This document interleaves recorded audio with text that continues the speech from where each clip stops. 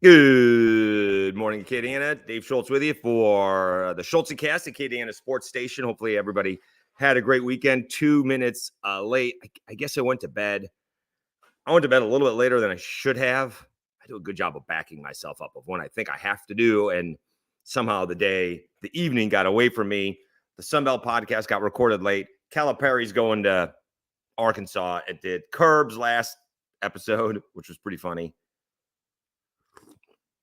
But we have a ton to talk about today.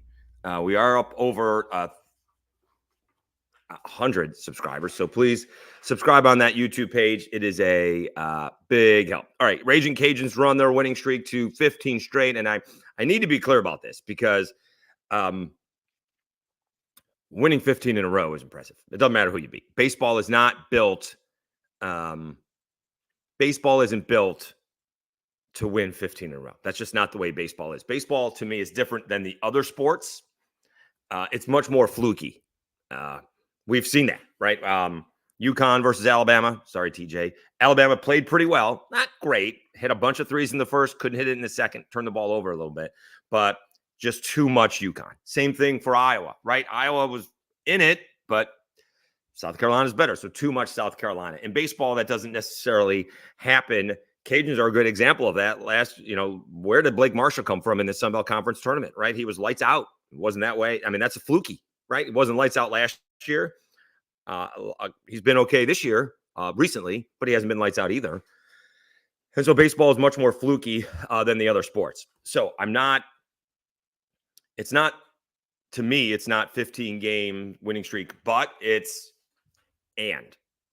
I thought the Ragin Cajuns and having a little fun with LSU. It's just a little Twitter fun because people get, their panties in a bunch when they point things out. But, things are not going well for the LSU Tigers. They're just not. And I thought the Cajuns would pop them, would take them over in the RPI. But the Cajuns' bottom fell out, if you will.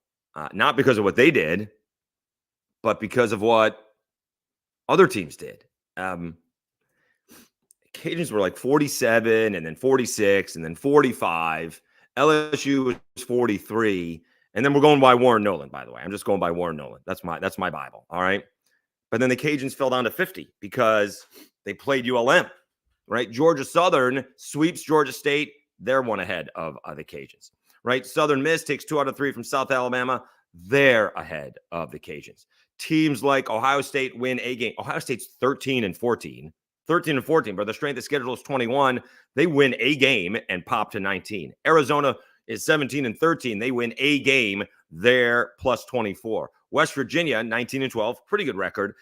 They win a game and go to top. They bowled up 20 spots. So the Cajuns fell not because of what they did, maybe who they played a little bit, but because of the other teams just bolting up the ladder. So when I point out that their average RPI win is like $140, that's what it is. It's not great. And we could see if, I was using ULM heading into the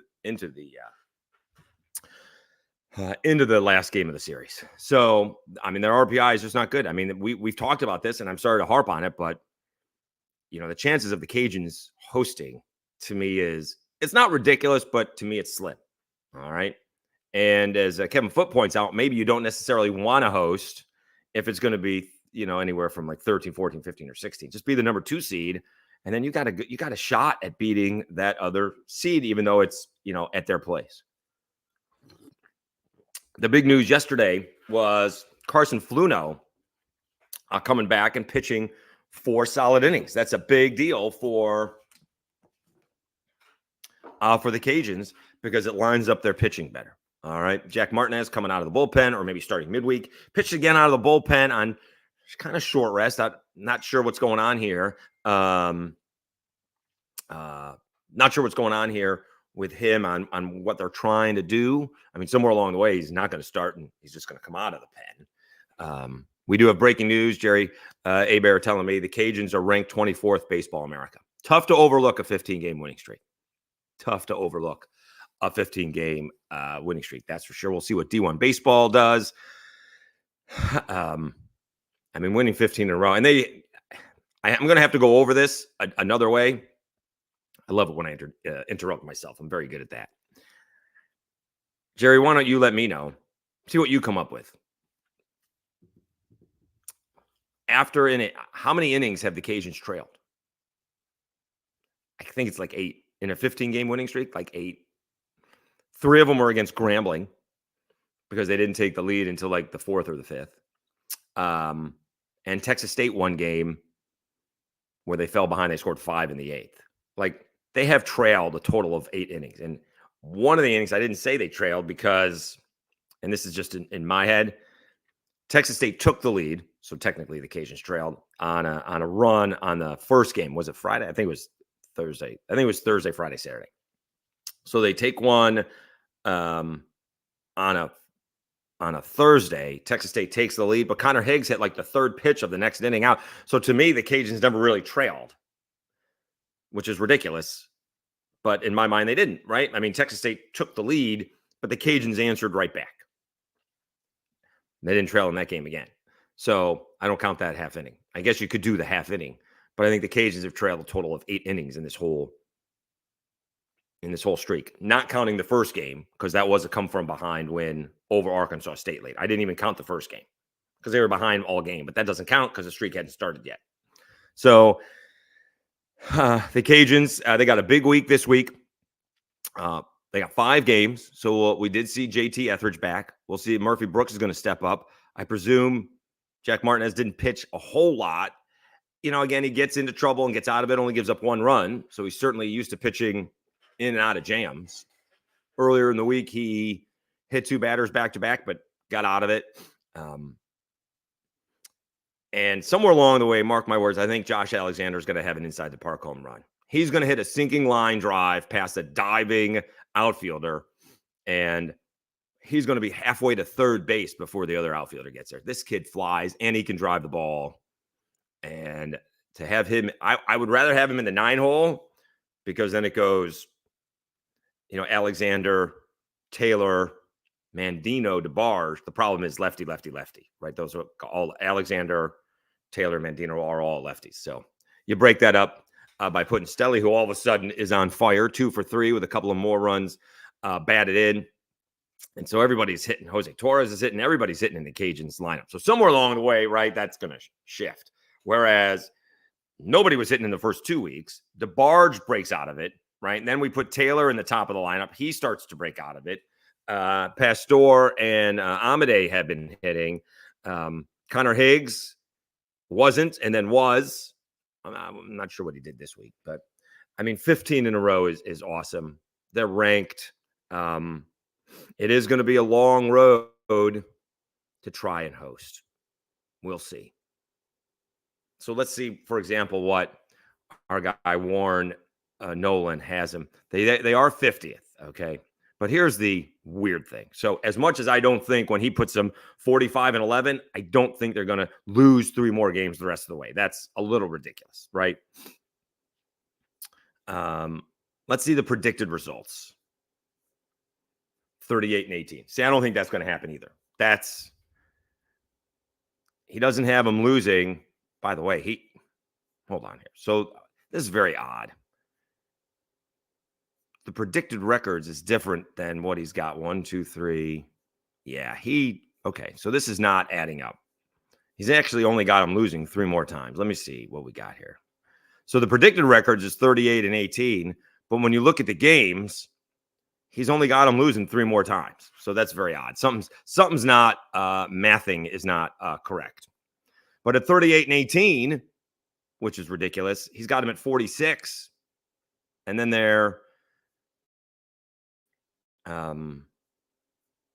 then that's bubble territory. That's not great. But if you go down the predicted scores, he doesn't have him losing again. I mean, he's got him sweeping Coastal Carolina. I don't happen to think that's going to happen. He has him losing to Southern Miss on Sunday, beating, and then losing 2 out of 3 to Troy, which is not ridiculous. But then it doesn't have him losing again. So, yeah, this is not quite correct. And I need to figure out what the ELO is. I'm not exactly sure what that is. ELO ranking. Cajuns are way up for the ELO. They're 14th. Well, And I know the RPI isn't end all be all. I know that. I understand that. But it is probably a heavy gauge, right? So if the Cajuns RPI is 28, are they going to skip 12 teams and have the Cajuns host? That would be, I'm going to guess, unprecedented. If the Cajuns are sitting at 22, then yeah, they probably can get them to host.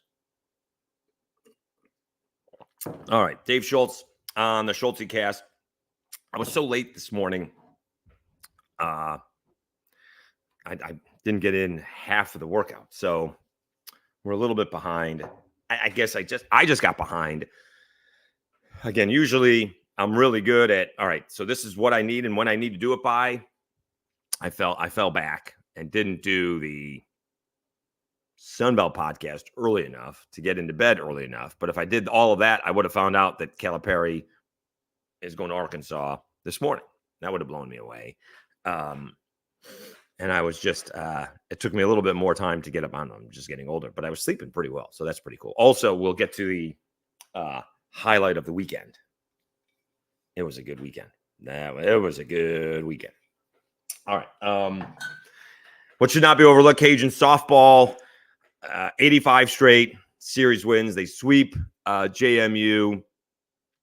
They're going to Texas State this weekend. That's a big showdown for Sunbelt supremacy. And can the Cajuns go in there and,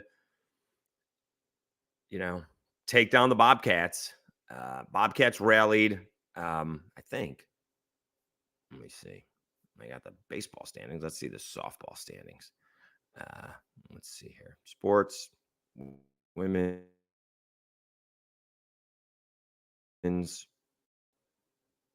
softball standings. Oh, no, Texas State did lose yesterday. All right, so the Cajuns are up by 3 over Texas State. How about ULM, by the way, 8-4? They won 3 in a row. They swept over the weekend. South Alabama hot again. They've won 4 straight. But it really is all about the Cajuns. This is a huge matchup. Cajuns going on the road. Texas State wanting to take them down. They're going to be jacked up. It's Jessica Mullins against Sam Landry and Chloe. Can the Cajuns get it done? And so, I don't think you can overstate how impressive an 85-game Sunbelt winning streak is. There's certainly a 71-game winning streak, what Oklahoma had. By the way, they've lost 3 games this year, 2 to Texas. That's crazy. I don't know what the Oklahoma series winning streak was in the Big 12. Obviously, that's over. But the Cajuns haven't lost a series in a decade, and that is absolutely up for grabs this weekend. If you can win that one, maybe the Cajuns are toughening up. That schedule was awfully brutal to begin the year. Let's see what our guy Warren Nolan has for college softball. See where the Cajuns are right now, because they're in line to host. Right? They still have, as far as I know, the toughest schedule in the nation. Let's see here. Oh boy, they're not in the top 10. They are 17th. They have the strength of schedule as 6. Non-conference schedule strength is 2. All right. So they are 17th, right behind Texas State, by the way. The La Tech loss not helping. Let's see what they have predicted results. They're 27-13 overall. Let's see what they predict them. 39-17. So let's see what they got for this weekend here. All right. They actually have them losing 2 out of 3 to Texas State. They have them beating LSU after that and losing to LSU. So they play LSU twice coming up. They have them beating them at Baton Rouge and losing at home. And they have them losing to ULM. So again, you can't understate or overstate. I guess you can't understate it. You can't overstate. You can't overstate how impressive the 85-game Sunbelt winning streak is. All right, so the Cajuns off to Texas State. Do they have the game before that? I probably should look at that. They do not. They're off this week in terms of no midweek games. All right, that was probably done intentionally. All right, it is the Schultzycast Acadiana Sports Show, not Sports Station, but Acadiana Sports Show. I don't know why it took me a little bit to figure that one out, but that's what we're going with, Acadiana Sports Show. Please subscribe on the YouTube channel. I need actually a rundown. So we got to work on graphics. I thought I would do that over the weekend, but I did not. All right, so let's see where we are here. All right, South Carolina beats Iowa, takes down Caitlin Clark, who got off to a great start. But again, 18 points in the first quarter, that's just not going to last, right? You know that's not going to last, and it didn't. And it was tied. It wasn't even tied at halftime. Like South Carolina started taking over at the end of the first half. I was recording Pelicans pregame and saw 41-37, and then all of a sudden it was like 51-44, right? It was like a 14-3 run or something like that. So maybe even 46. So it was a, too much South Carolina. So congratulations to the Gamecocks. Dawn Staley is the best. Caitlin Clark is, a legend. A lot was going on yesterday. I was wondering why they didn't play the game in prime time, but then realized that's not a bad spot a Sunday afternoon. Got in the way of my schedule because of the Cajuns baseball game. Usually those national championship games are a little, couldn't have been like 7:00 Eastern time. But tonight they're going to complain because the game isn't going to get over until 11 p.m. at 11:30, right? UConn and Purdue. The game's not tipping off until 9:17 Eastern time, it really is outrageous. That's just stupid. Sorry, West Coast. You got to take it on the chin, right? They really should start that game. I think 8:17 is late these days, right? I mean, I remember, back in my day, pulling a Greg Cody, Yankee games used to start at 8:00. All right. Now they only were lasting 2.5, 3 hours instead of 3.5 hours. Now baseball's changed, but a lot of teams start their games at like 6:30. Let me see. Why? Let's take the Guardians schedule here. I don't think the Yankees do, but I think you get major league teams during the week starting games early.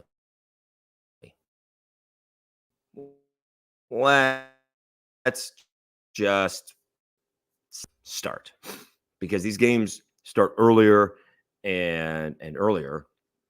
Tough to get there at the beginning of these games, for people who work or going to get the family. So that's obviously a thing. But let's see here. Yeah, I mean, so today it looks like it's their home opener, so that doesn't count. That's actually a 5 p.m. start time. But they're starting Tuesday and Wednesday at 6. Friday starts at 7. All right. Their home games against the Red Sox in a couple of weeks start at 6 p.m. or 6:10 anyways. So these games start earlier and earlier. And I don't care about Guardians aren't worried about TV audience, but his games are starting earlier and earlier. And I don't know why the NCAA has to start at 9:17. I mean, nothing starts that late. The Super Bowl doesn't start that late. NBA playoffs don't start that late. I don't think the World Series starts that late. You got to start earlier. I'll stay up and watch. Maybe. I mean, if it gets to be a blowout, and I think UConn will win, we'll see how they call it. But that's really late. The kids are in bed, right? You want the kids to be watching. It's all about the kids. I think a lot of America will be in bed by, I'm not even sure, the 11, used to be the 11 o'clock news. Now it's on at 10. Well, I think that's all. Maybe that's Central Time. But yeah, it's way too late. It's way too late. I think UConn will win. And so now, that gets us to the next spot, Danny Hurley going to Kentucky. So that came out of, I don't know if it came out of nowhere, but Arkansas was striking out with their coaching search, right? It was Chris Beard. Then it was Will Wade. And I'd love to know what happened there. But Will Wade said no. I mean, nothing's wavered, right? Will Wade says, I'm coming back. I've told you a million times, I'm coming back. Well, all right, let's see what happens when Arkansas gets to you. Well, Arkansas got to him, and it was reported he was interviewing, and then it got reported, no, he's not. I'm staying here. All right. That's impressive. Good for Will Wade. And so they're bringing in Darrell Walker and Chris Jans. Darrell Walker from Arkansas Little Rock. Like, hold on here. It's, we need a 30. And then all of a sudden, I don't know about out of the blue, but it kept on. You got some rumors, and Cale was going to Kentucky, or Cale's going to Arkansas, and he ends up going. And so what this does is, like, Cale, despite what the contract said, was basically on a 1-year deal. This starts the clock again. Now he's on a 5-year deal. Now he's got 5 years. It should be noted, Kentucky has only won 3 championships since 96. Pitino's won 1. In fact, they've only won 3 championships since it's like 78. They went from 78 to 96 without winning a championship. So Pitino won 1, Tubby Smith won 1, and Calipari won 1. That's it.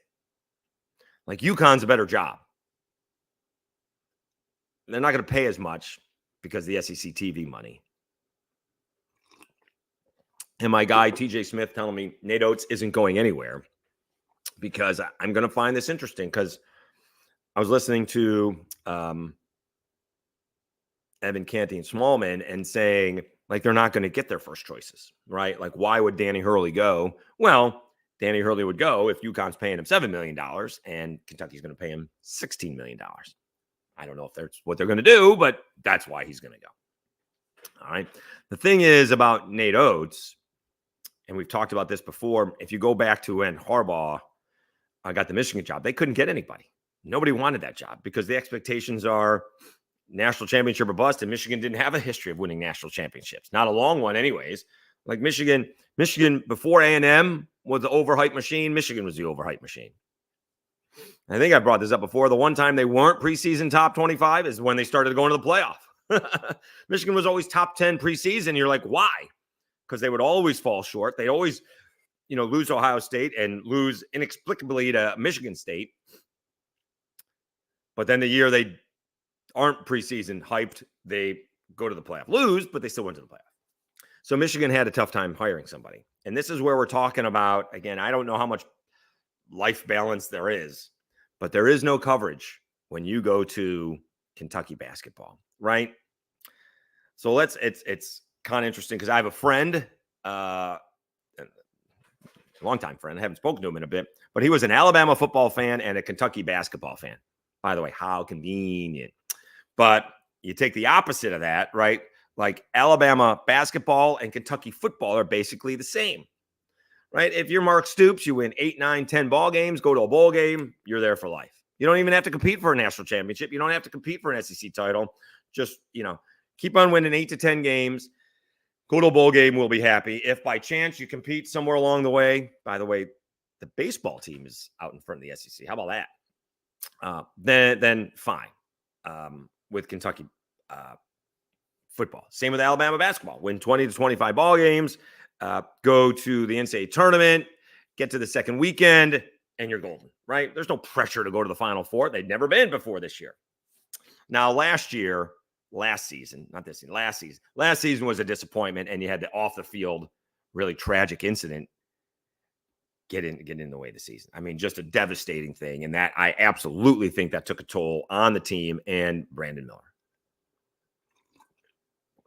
So they were as good as anybody last year, and they fell short to San Diego State.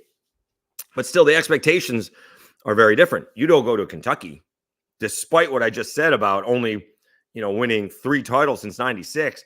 They don't count SEC championships as a big deal. That's expected. They compete for Final Fours and championships. That's all that matters. If you're not getting there, you don't count. Now, Arkansas had a nice little run in the 90s, but, they're not perennial Final Four team. Think about Purdue. All right, Purdue has fallen short of expectations the last couple of years. But does anybody think Purdue's going to the Final Four next year? Is that expected of Matt Painter? No. Win 20 to 25 games, compete in the Big Ten, and maybe make a run in the tournament. Don't lose first weekend. But no one's expecting that. Now, UConn will be expected to compete nationally. Duke, with their recruiting class, will be expected to compete nationally. Carolina will be expected. Kansas expected. So those are the handful of teams. UCLA isn't even expected to win. Isn't expected to go to Final Fours anymore. But at Kentucky, that it's Final Four, national championship, or bust. You don't have any cover. And despite, maybe because Saban's left, Oates is on the hotter seat than he had been before, still has Alabama football. If Kalen DeBoer does not think, I can't imagine this to be the case, but think if Kalen DeBoer doesn't get Alabama to the playoff, and we're not going to count, if Milroe gets hurt, that's not an excuse. That's a reason, right? Without major injury, if Kalen DeBoer doesn't get Alabama to the playoff, there'll be two things. The pressure will be on Nate Oates to do things because, we have basketball, but they'll be talking about Kalen DeBoer not getting to the playoff until the next season, right? Like in less than a year, you have destroyed the football program. That's what they'll say, whether he's done it or not. So you have that coverage. Like Billy Donovan, like they're talking about the first choice. The guys in the morning, Evan Canting Smallman, talking about Alabama not getting their first choice, like Danny Hurley or Billy Donovan or Jay Wright. All right. Well, I mean, that may have more to do with what they're doing now. And by the way, we haven't heard, I think the official term is bupkis, from Billy Donovan since he went to the pros. Right? He got the Magic job, turned that down. Goes to Oklahoma City, okay, and now with Chicago. And the reason he wouldn't come back is because, college basketball is tougher. Although, if you give him a call and he wants one more run at it, let's remind people how good a coach I am, right? I'm pretty sure he was on the Kentucky staff with Pitino, right? So maybe he takes that call, but there is a thing about this life balance, and there is no balance when you're the Kentucky, no balance when you're the Kentucky basketball coach, no balance when you're the Alabama or Notre Dame football coach. There is no balance. There is none of that. So we shall see. It'll be very interesting. And, it is, this was pointed out. Think of the dominoes that have fallen. What they call the butterfly effect. But Saban left. That got all the way down to South Alabama needing a head coach. A little bit more of a direct line. Maybe Kalen DeBoer didn't get his first choice as defensive coordinator, but that's how far that butterfly effect went. So SMU fired their coach who won 20 games. They hire the USC coach. USC hires the Arkansas coach. And now Arkansas hires the Kentucky coach. So the dominoes are still going to fall because who's Kentucky going to hire? I mean, it would be great if someone called Dawn Staley. I don't think that's going to happen. You give him a call. I mean, it took a little bit for, was it Hunter Yurchek, Arkansas coach, to, where are we? All right, let's call Kale. Let's just call Kale. Is that a Jimmy Sexton deal? Hey, any interest in Kale? Well, does he have interest in us? So, tons going on. It is fascinating. Love. I didn't even have a real talk show. We're doing this, but to think that, what they're doing, in Fayetteville and in Lexington today, it is reverberating across sports. All right. So to wrap things up on the Schultzycast, please, we are up over 100. We do need 1,000. So that may take a little bit longer than I would like. God, Sunbelt took like a year. Sunbelt took about a year, and me getting fired from Town Square. So please subscribe over on YouTube. It'll be a big help. So this Eclipse thing, we're not getting it down here. I don't know. I presume if the sun is covered, I don't, how much that's going to affect us here in South Louisiana. I don't know, but my mother, a couple things. My mother told me everyone's going to Oswego. That's where I went to school, right on Lake Ontario, right on Oswego. Schools are closed in central New York. Same thing. I told my college buddies, and somebody lives up in Plattsburgh, like is on the Canadian border, and he said the same thing. that the schools are closed and the hotels are booked. And I joke with my mother. I'm like, isn't this thing happening for like 5 minutes? And I guess the whole thing is about 2 hours, which is pretty neat. And that's the length of a college basketball game. And she says, well, you're driving to Mississippi to get bourbon. I go, you know what? Point well taken. So there was a big raffle over at Spillway in Jackson, Mississippi. TJ Bruzel, I think that's his last name. TJ from Bruzel. I think it's TJ Bruzel. He's a whiskey tuber. So he goes around the nation tasting and hunting bourbon. And so he pumped this allocation day up, had something at Cathead in Jackson. And so we tasted barrels and we got this. So that's one. That's one bottle. That's pretty cool. I've never seen, I can post a video, I guess. I've never seen bourbon getting poured like that. So I have taken a couple of tours of distilleries, but I've never seen bourbon getting poured like that. So it was a big raffle. I think like 160 people showed up last year, but with TJ pumping it up, like 800 people. So you don't have to pay. It's just a ticket.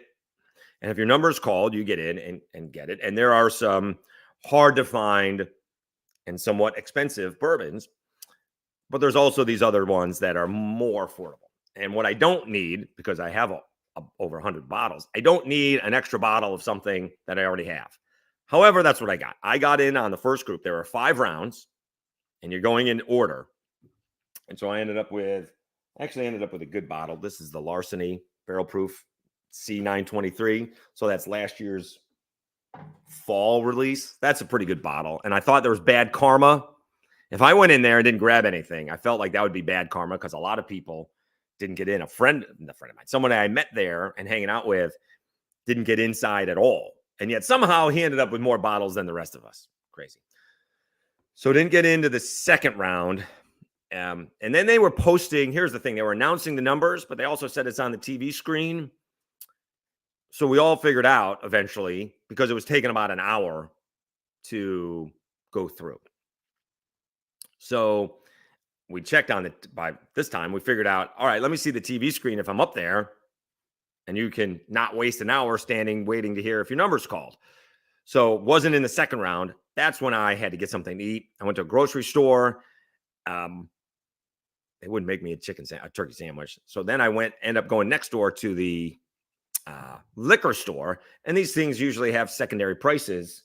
And I thought I was going to be really disappointed because I thought this one was going to be about, this is one of the bottles I wanted. A little over MSRP, but I was never going to get it in the raffle, and I got this one. So I'm very happy about that. 2 other bottles that I had listed. I did get into round 3.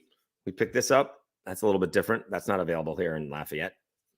And this was the bonus rack, 1792 sweet wheat. So we had a good weekend. I probably got rid of one bottle I shouldn't have. So they wanted to make an infinity barrel. So like 200 people poured their bottle in. I poured a bottle of Yellowstone 119, probably not the wisest of all move, but then whatever the mixture was, aged 20 minutes, they poured it in the barrel, and then a couple hours later, they poured it out. So we'll taste that. But that was a good weekend. So I can't make fun. The point is, I can't make fun of people, going way out of their way and spending money for an Eclipse when I'm spending money for bourbon. We actually have a raffle here in Lafayette, locally at Ambassador on Thursday. So I have a chance to win a Pappy.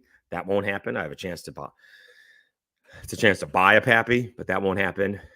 Maybe a chance to buy a Penelope Rio. I guess that would happen. Technically, that's one of the bottles I generally don't need.